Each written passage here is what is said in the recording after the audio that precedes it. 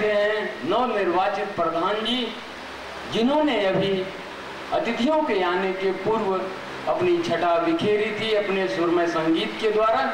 मैं इन लोगों का हार्दिक अभिनंदन स्वागत करता हूं इस आजमगढ़ की पवित्र धरती पर और इस नेहरू हॉल में।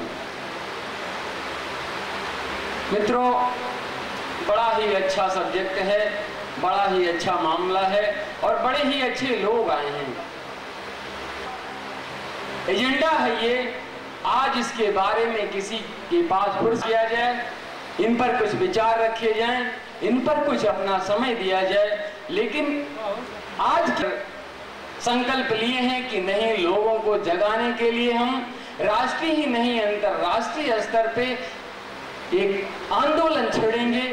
तो ऐसा आंदोलन करने वालों का को शुक्रिया अदा करता है भारत रक्षा दल, क्योंकि मैं उसका पदाधिकारी हूं।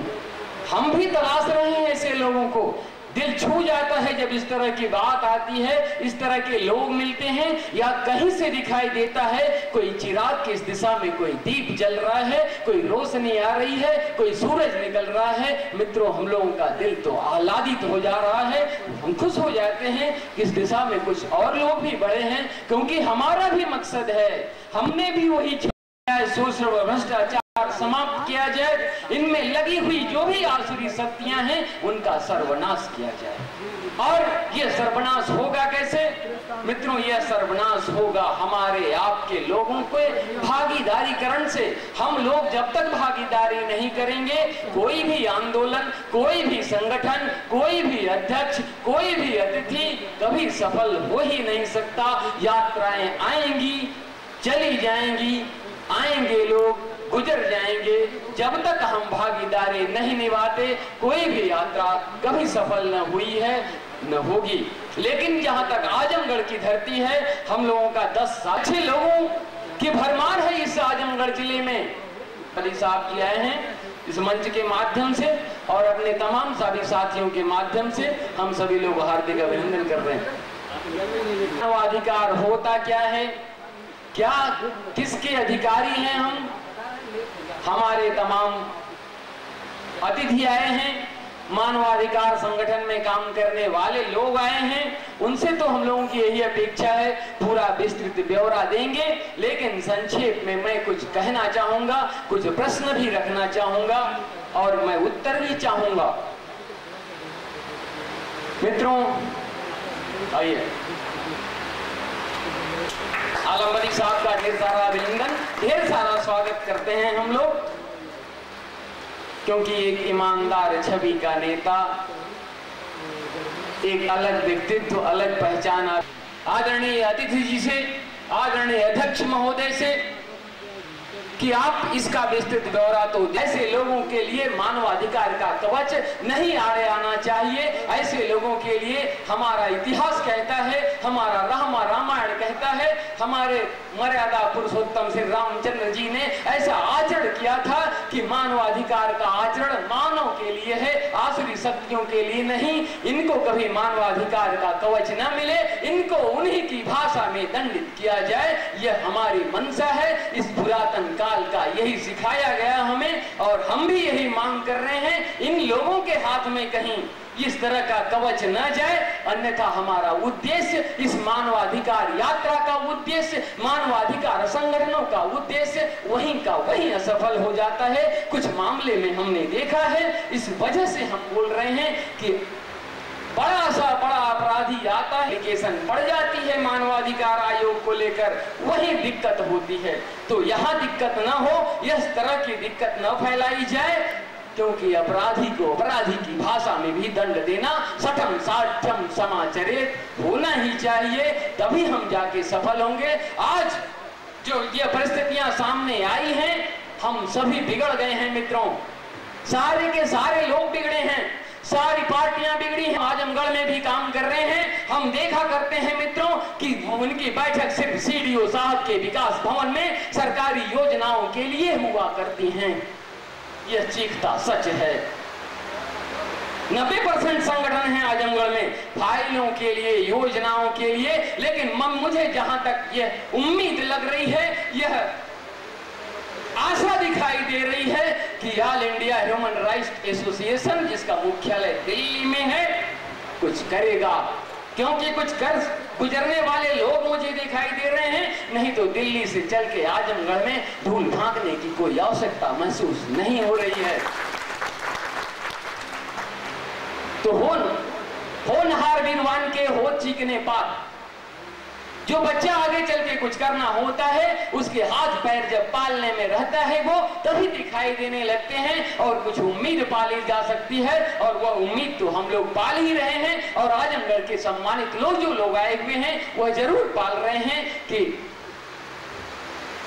संगठनों के बाढ़ में कह लिया जाए, बाढ़।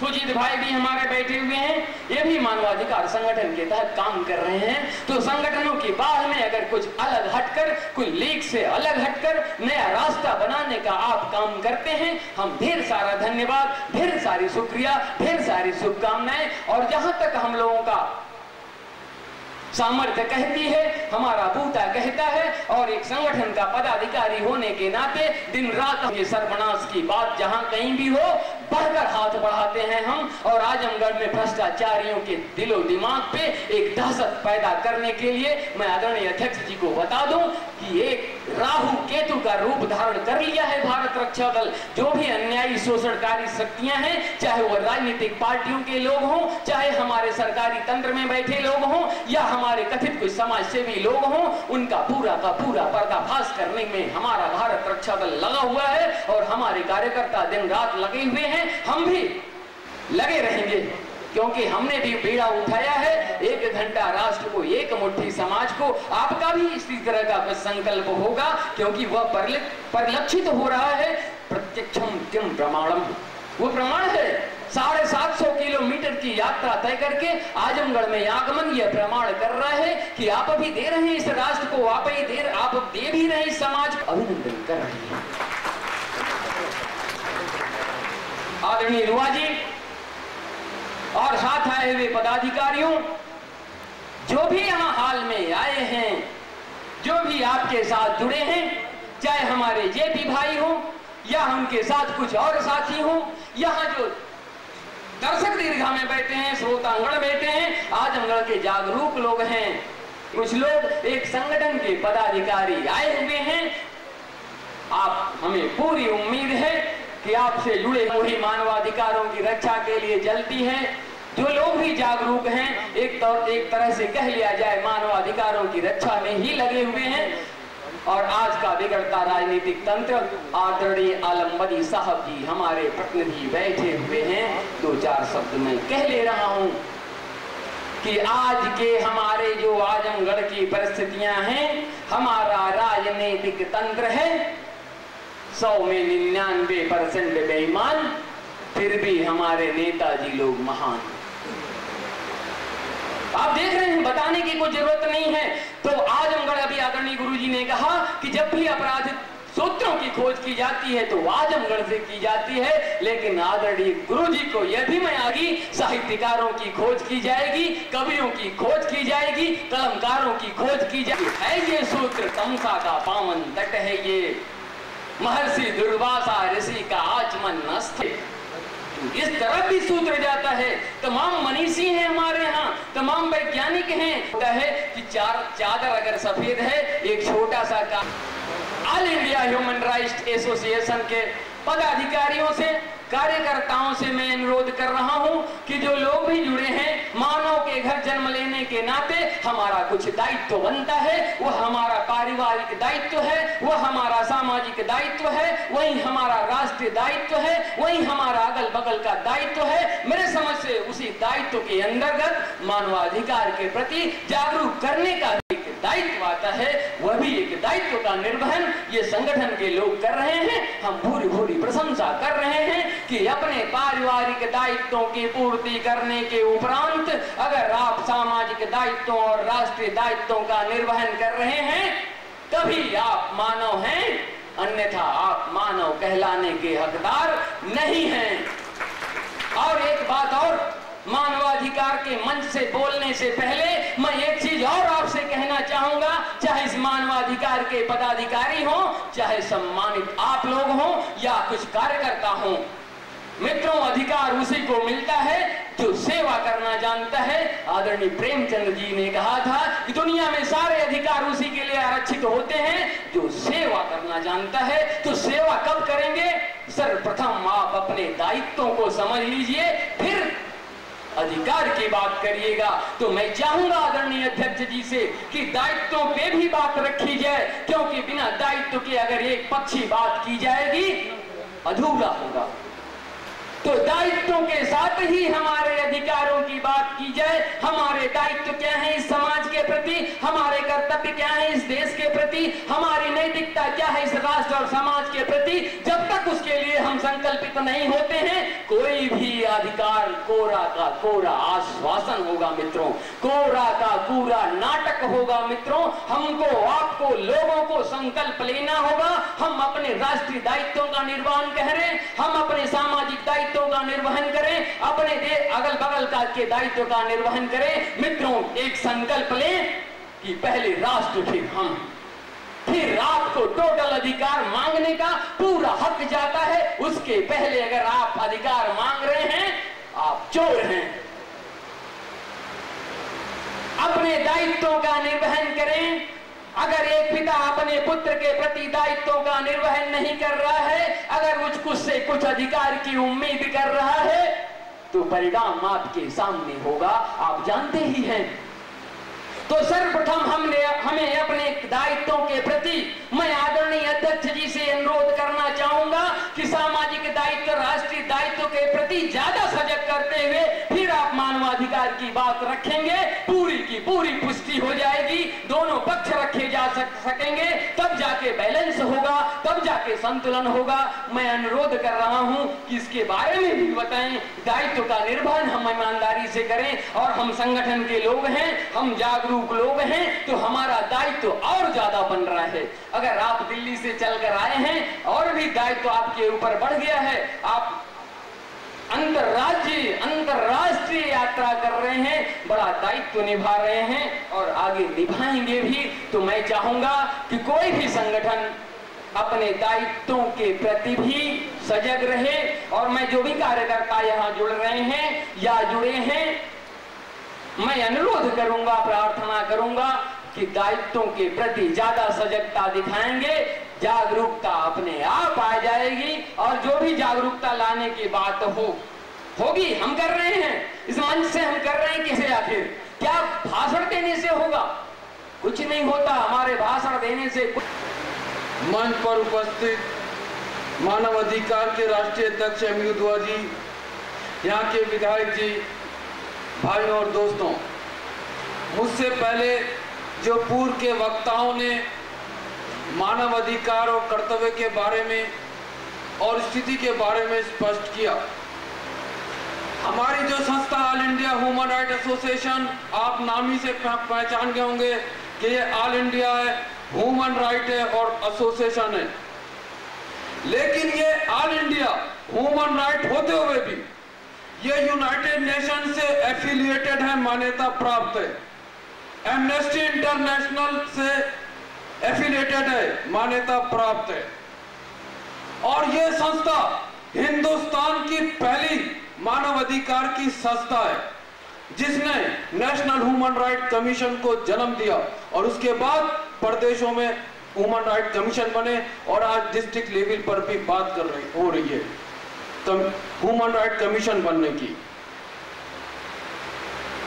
विचारों के बाद हम, जाहिर है समय की सीमा होती है और मैं संक्षेप में अपने विचार रखना चाहता हूं।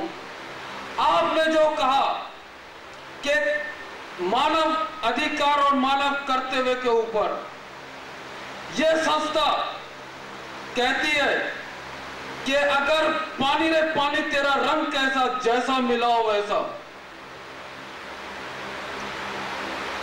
उसी तरीके से ह्यूमन राइट तुम्हारा रंग कैसा, जैसी ह्यूमन ड्यूटीज वैसा, ह्यूमन ड्यूटीज तुम्हारा रंग कैसा, जैसा ह्यूमन राइट वैसा। ये तो एक सरल भाषा थी, अब सही भाषा में सुनिए। पता ये चला कि ह्यूमन राइट्स और ह्यूमन ड्यूटीज इंटर रिलेटेड है, एक दूसरे से जुड़े हुए हैं। जिसको यूनाइटेड नेशन ने शब्द दिया साइमल्टेनियस। हमने कहा यह शब्द कहां से आ गया? यह पता चला कि उन्हीं देशों ने यह शब्द निकाला जिन लोगों ने मानवाधिकार के नाम पर कमजोर देशों के ऊपर हमला किया और कहा कि ह्यूमन राइट्स और ह्यूमन ड्यूटी साथ साथ चलते हैं। इसका लफ्ज है साइमल्टेनियस। तो मेरे दोस्तों, मेरे भाइयों, मेरे अजीज साथियों, जैसा मैंने आपसे पहले कहा कि all India human right association एक United Nation Amnesty International platform से मान्यता प्राप्त करके एक ग्लोबल फोरम है जिनको इंटरनेशनल प्लेटफॉर्म कहते हैं। आपने यहां आजमगढ़ का प्लेटफॉर्म ट्रेन का देखा होगा, इंटरनेशनल एयरपोर्ट का नाम सुना होगा, कुछ लोग आप में से गए भी होंगे, जहां पूरी दुनिया में हवाई जहाज चलते हैं। यह संस्था ऐसी संस्था है कि जिसकी शाखाएं, जिसकी ब्रांचें अगर अमेरिका में हैं तो यूरोप में भी हैं, अफ्रीका में हैं तो ऑस्ट्रेलिया में भी हैं, नॉर्थ अमेरिका में है तो साउथ अमेरिका में भी है। हमारी बात को समझने के लिए, हमारे विचार को समझने के लिए सबसे पहले हम कहते हैं कि आप ऐसा कीजिए, हम जो कहते हैं, जो सोचते हैं वो कहते हैं, जो कहते हैं वो करते हैं। जब नहीं था, यहां तक के जो ह्यूमन राइट इंस्टीट्यूट दिल्ली में बना वो इसके बाद बना है। तो इस चीज को आपको समझने की जरूरत है। हम खाल में से बाल निकालते हैं और आप ताज्जुब करेंगे, बाल में से भी खाल निकालने का काम करते हैं। हमारी आप मैगजीन से कोई से 2 आर्टिकल पढ़ लीजिए, कोई सी मैगजीन ले लीजिए, एक इंग्लिश का और एक हिंदी का। आपने जो भ्रष्टाचार की बात करी, all India human right association ने इससे लड़ने के लिए बाकायदा C3 और M3 का first position corruption, second position criminalisation of politics, third position communalism. हमने कहा करप्शन को कैसे समाप्त किया जाए। पता चला करप्शन जुड़ा हुआ है क्रिमिनलाइजेशन ऑफ पॉलिटिक्स से। हमने कहा इसको कैसे समाप्त करा जाए। हमें पता चला जो थर्ड पोजीशन है वो कम्युनलिज्म की है। जब आप हिंदू, मुस्लिम, सिख, ईसाई अलग अलग जातियों में, अलग अलग धर्मों में बढ़ जाते हैं। आज जरूरत इस बात की है कि आप मानव अधिकार और मानव कर्तव्य के नाम पर जो तीसरी पोजीशन कम्युनलिज्म ने ली है, इसको तीसरी पोजीशन से हटाइए, तब आप दूसरी पोजीशन पर जो क्रिमिनलाइजेशन ऑफ पॉलिटिक्स है उसको समाप्त कर पाएंगे। और first position, second position mafia, media third position जो इनको ठीक करता है। पड़ेगा कि मनी माफिया के साथ मैं किसी पत्रकार के ऊपर, मीडिया जगत के ऊपर हमला नहीं कर रहा हूं। कहीं ऐसा तो नहीं है कि कुछ हमारे मीडिया के साथी भी मनी माफिया से जुड़े हुए, जो ह्यूमन राइट्स के साथ साथ जो बात जो है, जो सही शक्ल बनना चाहिए, वो शक्ल भी नहीं आ पा रही। ये एक समझने की बात है और एक चिंतन की बात है। यहां पर हमने, जहां हम गांव देहात में जाते हैं, उस झुग्गी झोपड़ी में जाते हैं तो ऊंची ऊंची कोठियों में भी जाते हैं। हम कहते हैं ह्यूमन राइट्स और जो ह्यूमन ड्यूटीज की बात करना बहुत आसान है। आजादी के 58 साल के से ज्यादा हो गए, आज हिंदुस्तान में जो गरीबी की रेखा है उसका ग्राफ हर साल बढ़ता जा रहा है। योजनाएं बनती हैं लेकिन उस पर अमल नहीं होता। हमने सबसे पहले बात यह करी कि जो गांव देहात है इनको शहरों से जोड़ो,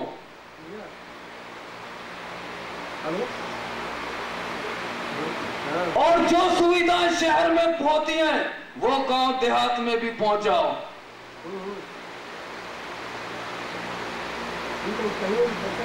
और जब भी विकास की बात करी जाती है, केंद्र सरकार का बजट आता है, आप देख लिए बजट का पैसा दिल्ली, कलकत्ता, बंबई, मद्रास, जिसको चेन्नई कहते हैं, वहां लगता है। बड़ी बड़ी इंडस्ट्रियां, बड़ी बड़ी फैक्ट्रियां, बड़ी बड़ी चौड़ी चौड़ी सड़कें। हम कहते हैं हम दिल्ली, कलकत्ता, बंबई, मद्रास और चेन्नई के विकास के विरोधी नहीं है, उसकी मुखालफत नहीं करते, लेकिन हम कहते हैं छोटे शहरों का भी विकास करो। इनका यहां भी पक्की सड़कों की जरूरत है, बिजली की जरूरत है, पानी की जरूरत है। तो आप इसका जो ग्लोबल मिशन है वो जहां एक गांव देहात 30 रुपए की आइसक्रीम चॉकलेट खा के पैसा नष्ट कर देता है, 20-30 रुपए। एक झुग्गी झोपड़ी में माँ का बच्चा अपनी माँ से 1 रुपया मांगता है, माँ बच्चे को मारती है। बच्चा ना समझे माँ से फिर 1 रुपया मांगता है, माँ बच्चे को फिर मारती है। बच्चा रोता रोता सो जाता है। आज आजादी के 58 साल के बाद हम मानव अधिकार के लिए बराबरी के साथ साथ समानता लाना चाहते हैं। और ये all India human right association दुनिया की पहली संस्था है हिंदुस्तान के अंदर जिसने कहा अगर बराबरी लाते हो तो बराबरी के साथ साथ समानता लाओ। हम हिंदुस्तान का जो कॉन्स्टिट्यूशन है जिसमें लिखा हुआ है justice, socio economic and political, equality of status and opportunity, हम इक्वलिटी के साथ साथ इक्विटी का शब्द जोड़ना चाहते हैं ताकि बराबरी के साथ साथ समानता है। और मेरे पहले के वक्त आप याद रखिएगा, आप किसी भी दल में रहें, आप डॉक्टर बने, इंजीनियर बने, वकील बने, राष्ट्रपति बने, प्रधानमंत्री बने, कुछ भी बन जाएं, लेकिन ये बात आप जितने लोग हैं हमेशा याद रखिएगा, आर्थिक विकास जब तक नहीं हो सकता जब तक सामाजिक न्याय ना मिले। सामाजिक न्याय का मतलब होता है समाज के लोगों को बराबरी और समानता। ये मैं कोई नई बात नहीं कह रहा हूं, आपके भारत के संविधान में लिखा हुआ है, आर्टिकल 12 से 35 फंडामेंटल राइट्स, आर्टिकल 51 है फंडामेंटल ड्यूटीज। और यहां तक के हमारी आर्मी में बिल्कुल साफ साफ कहा जाता है, without discipline neither human rights nor human duty. अगर डिसिप्लिन नहीं है तो ना ह्यूमन राइट्स है ना ह्यूमन ड्यूटीज है। तो मेरे दोस्तों, मेरे भाइयों, मेरे अजीज साथियों, आज आप हमारे विचार सुनने आए, समय की सीमा होती है, मैं चाहूंगा सुन लें, आखिर फिर निर्णय लें, फिर तराजू में तोलें कि हमारा क्या काम है और हम क्या कर रहे हैं। हम भारत की जो जटिल समस्याएं हैं, जो न्यूज़पेपर में नहीं छपती, कहीं टीवी पर नहीं आती, देश की जनता को नहीं आती, हम भारत की जनता के बीच जाते हैं, उन समस्याओं का भी पता लगाते हैं। जैसे कावेरी जल विवाद, आज कर्नाटक के लोग तमिलनाडु के लोगों की गाड़ियों पर पथराव करते हैं, तमिलनाडु वाले कर्नाटक की गाड़ियों पर पथराव करते हैं, एक दूसरे के मकानों पे आग लगाते हैं। काहे के लिए? कावेरी जल विवाद के लिए कि कर्नाटक जो है तमिलनाडु को पानी नहीं देता। और ये हमारे लिए बहुत बड़ी भयंकर स्थिति हो गई है कि जवाब दिया जाएगा, अगर ये स्थिति रही तो देश की एकता और अखंडता कायम नहीं रह सकती। हम यहां तक हमारी पहुंच है। और जहां तक कश्मीर के मानवाधिकार की बात करी, कश्मीर में एक हिंदुस्तान का सिपाही जिसके पीठ के ऊपर भारी बंदूक लगी हुई होती है, और वो पहाड़ियों के ऊपर चलता है, 2-2 बजे, 3-3 बजे, 4-4 बजे तक वो भूखा रहता है। अगर उसकी गाड़ी टाइम पे पहुंच गई तो वो खाना खा लेगा, नहीं तो भूखा रहेगा। जिसके पास पैसे होते हैं वो चाय बिस्कुट या समोसा वगैरह खा लेता होगा वहां, लेकिन हमारा भूखा भारत का जो सिपाही है, जिसकी जान हथेली पर रखी हुई होती है, all India human rights association ने पिछली यात्रा में नौशेरा, राजौरी और पुंछ का जो आखिरी बॉर्डर है, जहां तार लगे हुए थे, आगे से पाकिस्तान शुरू हो जाता है, वहां पर खड़े होकर कहा कि आप एकता और की बात कर रहे हैं, सुरक्षा की बात कर रहे हैं। All India human rights association की मेरी कैसेट मौजूद है। मैंने कहा India fully united on Kashmir, no question handing over to Kashmir Pakistan, Kashmir is an integral part of India. हमारी जो एकता और अखंडता है हमारी संस्था की, वो देश की एकता और अखंडता की बात करते हैं। और जब हम एकता और अखंडता की बात करते हैं, अपनी मातृभूमि और वंदे मातरम से समझौता नहीं करते, खुलेआम कहते हैं 53,950 स्क्वायर किलोमीटर एरिया कश्मीर का जो पाकिस्तान ने लिया है वो हिंदुस्तान को वापस करे। 36,000 स्क्वायर किलोमीटर एरिया चाइना के पास जो कश्मीर का है वो हिंदुस्तान को वापस करे, तभी हम अखंड भारत होंगे, तभी हम मानवाधिकार की सही जो है कश्मीर से लेके कन्याकुमारी तक, आसाम से लेके गुजरात तक, कच्छ से लेके कोहिमा तक हम मानवाधिकार का दिया जला पाएंगे। आप लोग यहां मौजूद हैं, ये वर्ष बहुत ही महत्वपूर्ण वर्ष है। केवल भाषण देने से, अच्छे विचार देने से काम नहीं चलेगा।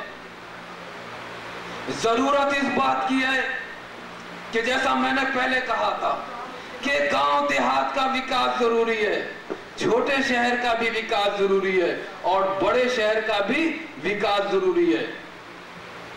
अगले साल 11th 5 ईयर बन रहा है, सन 2007-2012, जिसको 11वीं पंचवर्षीय योजना कहते हैं।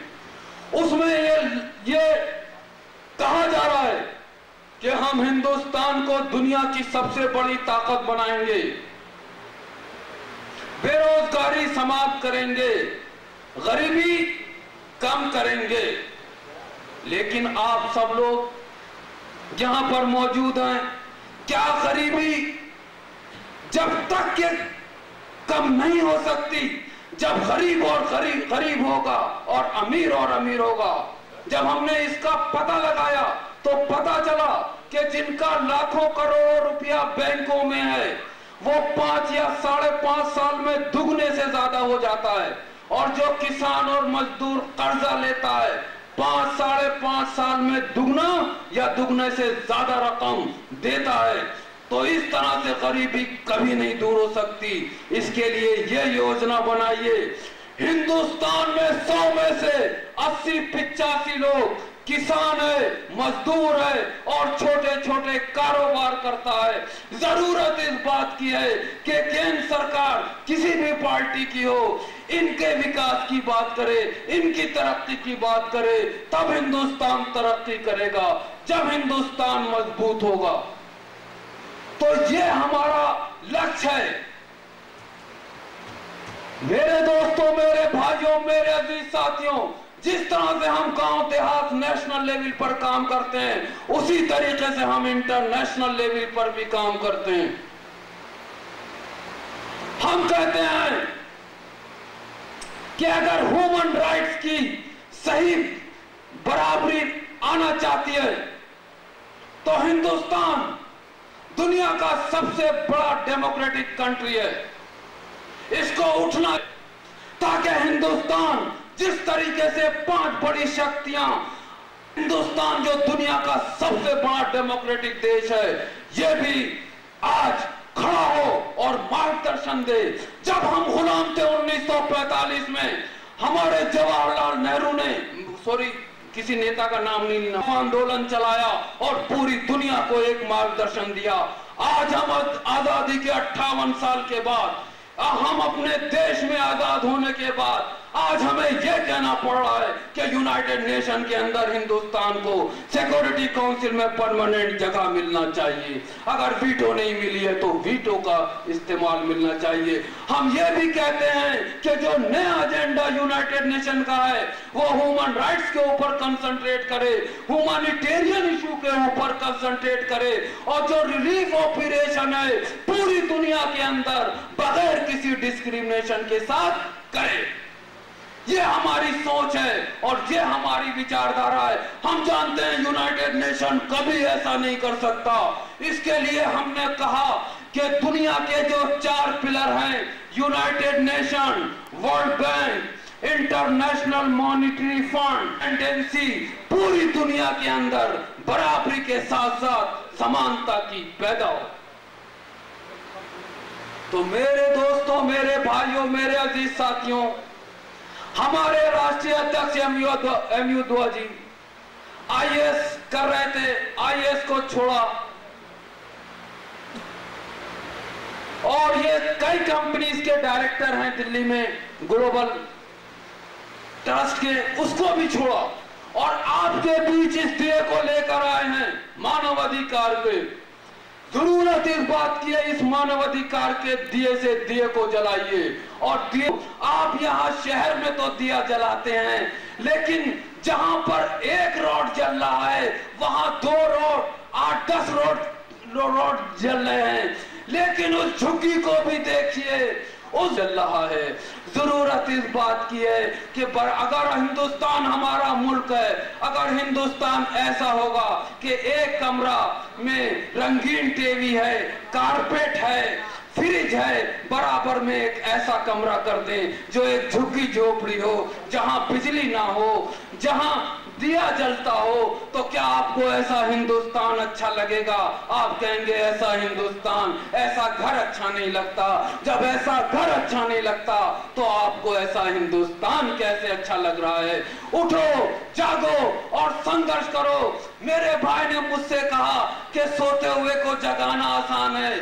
मेरे दोस्तों, मेरे भाइयों, मेरे अजीज साथियों, हिंदुस्तान में सोते हुए को जगाना आसान है, लेकिन जो जागते में सो रहे हैं उनको जगाना बहुत मुश्किल काम है। अगर जो शख्स जागते में सो रहा है उसको जगाना बहुत मुश्किल काम है। यह कहना कि जागा हुआ जाग रहा है, जरूरत इस बात की है, आप ये देखिए जो जागा हुआ जाग रहा है उसके पास शिक्षा की व्यवस्था है, उसकी आर्थिक स्थिति कैसी है, उसकी समाज में क्या स्थिति है, ये देखने की जरूरत है। तब हम जागने की बात कह सकते हैं, तब हम रोशनी की बात कर सकते हैं। मेरे दोस्तों, मेरे भाइयों, मेरे अजीज साथियों, अंत में मैं आपसे यही कहूंगा कि ये कार्य एमयू दुआ जी अकेले नहीं कर सकते। जरूरत इस बात की है कि आप सब लोग एमयू दुआ जी के साथ जुड़िए। अंत में मैं समाप्त करता हूं, बस एक मिसाल देना चाहता हूं कि पूरी दुनिया का शीशे का गिलोब था और गिलोब टूट गया। लोगों ने पूरी दुनिया के शीशे के गिलोब को जोड़ने की कोशिश करी, मुल्कों के हिसाब से गिलोब नहीं जुड़ता। उसकी लेटीट्यूड लैंगिट्यूड लाइने से दुनिया के गिलोब को जोड़ रहे थे, गिलोब नहीं जुड़ा। के गिलोब को जोड़ दूंगा। लोगों ने कहा कि अरे तुम कैसे जोड़ दोगे, तुम तो किसी कॉन्टिनेंट को नहीं जानते, एशिया, अफ्रीका, नॉर्थ यूरोप, किसी कॉन्टिनेंट को नहीं जानते, तुम इस दुनिया के गिलोब को कैसे जोड़ोगे? उस बच्चे ने कहा मैं जोड़ दूंगा। और बच्चे ने थोड़ी सी ही देर में जो पूरी दुनिया का शीशे का गिलोब था जो नहीं जुड़ पा रहा था उसको जोड़ दिया। लोगों को बढ़िया रहा तो उन्होंने कहा, अरे बच्चे तुमने ऐसे इतना बड़ा दुनिया के गिलोब को कैसे जोड़ दिया? उस बच्चे ने कहा, आप जितने लोग दुनिया के गिलोब को जोड़ रहे थे, दुनिया की लाइनें जोड़ रहे थे, दुनिया के मुल्क को जोड़ रहे थे, ये दुनिया का शीशे का गिलोब सही नहीं जोड़ रहा था। मैंने देखा था कि ये जो पूरी दुनिया का शीशे का गिलोब है, इसके पीछे एक छोटी सी आदमी की तस्वीर है। मैंने उस आदमी की तस्वीर को जोड़ा, पूरी की पूरी दुनिया खुद ब खुद जुड़ गई। तो मेरे दोस्तों, मेरे भाइयों, मेरे अजीज साथियों, जिस उस बच्चे ने एक आदमी की तस्वीर जोड़कर पूरी की पूरी दुनिया को जोड़ दिया, आज आप लोग क्यों नहीं खड़े होते हैं? कहते हैं कि ये कहने के लिए आज हम जात धर्म भाषा से ऊपर उठेंगे, रंग भेद से ऊपर उठेंगे, अपने धर्म से ऊपर उठेंगे और मानव अधिकार के नाम पर पूरी दुनिया को एक कर देंगे। यही all India human right association का मिशन है और यही ग्लोबलाइजेशन है, ताकि बराबरी के साथ साथ जो समानता है पूरी दुनिया के अंदर आ जाए और रंग भेद समाप्त हो जाए। अंत में मैं आपसे एक शेर कहना चाहता हूं, क्योंकि आपने बहुत देर तक मेरा विचार सुना, ताकि आप लोग एक शेर भी सुन ले, क्योंकि हमारे कैफी आजमी जी के नाम पर एक श्रद्धांजलि, एक उनको हमें याद करना जरूरी है। हमारे दूसरे अध्यक्ष, राष्ट्रीय अध्यक्ष रहे हैं। तो मैं एक शेर बस कहना चाहता हूं, all India human right association era, अर्शे आफताब बनाओ एरा, अर्शे आफताब बनाओ एरा, हिंदुस्तान ही नहीं दुनिया का महताब बनाओ एरा, हिंदुस्तान ही नहीं दुनिया का महताब बनाओ एरा। देखिए मेरे भाई साहब सो गए पीछे। हजार आंधी आए तूफान आए, हजार आंधी आए तूफान आए, ह्यूमन राइट की सच्ची आवाज बनाओ एरा, ह्यूमन राइट की सच्ची आवाज बनाओ एरा। जय हिंद, जय भारत। उद्बुद्ध होगी। मित्रों, स्वतंत्रता प्राप्त हुए हमें करीब 59 वर्ष होने को हैं। जब देश परतंत्र था तब और आज स्वतंत्र हुआ है, कितना परिवर्तन हुआ है इसका मूल्यांकन करना भी अनिवार्य है, क्योंकि हमने स्वतंत्रता की स्वर्ण जयंती भी मना लिया। अंग्रेजों का जिस समय शासन था, एक बुढ़िया जो कचरा बीनती थी अपनी छोटी नातिन को लेकर, उसके सामने 3 खतरे थे या 3 तरह की आशंका में वो जी रही थी। पहला खतरा ये था कि कहीं अंग्रेज का सिपाही उसे अकारण 2 कोड़े न लगा दे। दूसरा उसे आशंका दूसरी थी कि कहीं उसकी नातिन की इज्जत न लूट ली जाए। तीसरी आशंका थी कि उसके आंचल में जो 2-1 रुपए बंधे हैं कोई छीन न ले। मैं पूछता हूं कि क्या इन तीनों स्थितियों से आज का भारत उबर पाया है? हृदय पर हाथ रख के बताइए कि आज हमने 50-60 वर्ष की यात्रा कर लिया है, क्या हम उन स्थितियों से आगे आए हैं? हमारी संवेदना कितनी मिटती जा रही है, पारिवारिक ढांचे कितने सिकुड़ते जा रहे हैं, यह सब हम सबके सामने स्पष्ट है। निराला ने बहुत पहले एक कविता लिखी थी, तोड़ती पत्थर। उन्होंने कहा था कि देखा मैंने उसे इलाहाबाद के पथ पर, पत्थर कूटने वाली उस महिला की पीड़ा ने उन्हें मरमा है। हमारी आजमगढ़ की धरती पर विशिष्ट गण हैं, जो लोग आए हुए हैं, गणमान्य सभी बंधु। कार्यक्रम में हम लोग अपनी उपस्थिति दर्ज कराए हुए हैं। यह कहने और एकता का अभाव है। सारे लोग आज के समय में बटे हुए हैं, कहीं अन्यत्र व्यवस्थाएं चल रही हैं जिसमें कहीं हिंदू हैं, कहीं मुस्लिम हैं, कहीं सिख हैं, कहीं ईसाई हैं। जो आपसी धाराएं हम लोगों की बटी हुई हैं, इसके वजह से आज इस तरह की संस्थाओं की ज़रूरत है। और इस संस्था का मुख्य रूप से एक ही कार्य है कि यह सबको, पर आसमां तो एक है, मुख की जुआ है अलग अलग, पर दिल की जुआ तो एक है। तो सारे लोग पहले मानव हैं, और जब मानव बन के एक हो गए, किसी तरह की कोई विभिन्नता आपस में नहीं रह गई, तो हमें अपना अधिकार पाने में कहीं से किसी तरह की कोई परेशानी होने वाली नहीं है। आज इस हमारे आजमगढ़ की धरती पर आप आए हुए हैं, हमारे प्रेसिडेंट महोदय, उनका हम लोग स्वागत करते हैं अपनी टीम की तरफ से। और आज एक खोज है, एक मंजिल की खोज है, और वह मंजिल पाना है।